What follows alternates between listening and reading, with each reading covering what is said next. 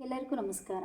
ಈ ದಿನ ನಾನು ಮೂತ್ರನಾಳದ ಸೋಂಕು ಅಥವಾ ಯೂರಿನರಿ ಟ್ರ್ಯಾಕ್ಟ್ ಇನ್ಫೆಕ್ಷನ್ಗೆ ಒಂದು ಸರಳವಾದ ಮನೆಯ ಮದ್ದನ್ನು ತಿಳಿಸಿಕೊಡುತ್ತಿದ್ದೇನೆ. ಇದಕ್ಕೆ ನಾನು ಗರಿಕೆ, ಇದನ್ನು ಸಂಸ್ಕೃತದಲ್ಲಿ ದೂರ್ವ ಎಂದು ಕರೆಯುತ್ತಾರೆ.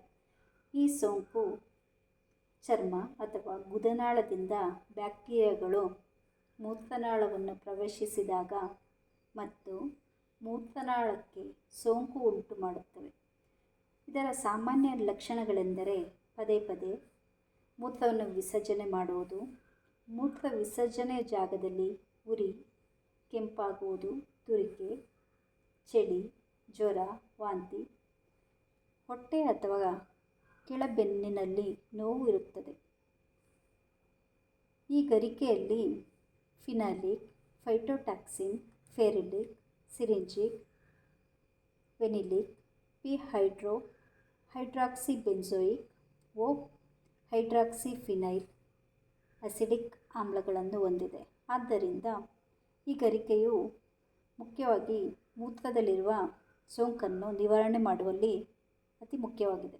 ಇದಲ್ಲದೆ ಈ ಗರಿಕೆಯಲ್ಲಿ calcium, phosphorus, potassium, sodium, magnesium, protein, enzymes, carbohydrates, fibre, flavonoids ಮತ್ತು ಆಲ್ಕಲಾಯ್ಡ್ಸ್ ಇವೆ.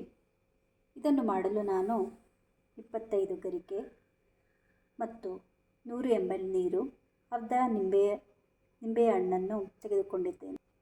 ಮೊದಲಿಗೆ ಈ ಗರಿಕೆಯನ್ನು ಮಿಕ್ಸಿ ಜಾರ್ನಲ್ಲಿ ಹಾಕಬೇಕು. ಹಾಕಿ ಇದನ್ನು ಪೇಸ್ಟನ್ನು ಮಾಡಿಕೊಳ್ಳಬೇಕು. ಈ ರೀತಿ ಪೇಸ್ಟ್ ಮಾಡಿಕೊಳ್ಳಬೇಕು. ಆನಂತರ ಒಂದು ಬೌಲ್ನಲ್ಲಿ 100 ml ನೀರನ್ನು ಹಾಕುತ್ತಿದ್ದೇನೆ.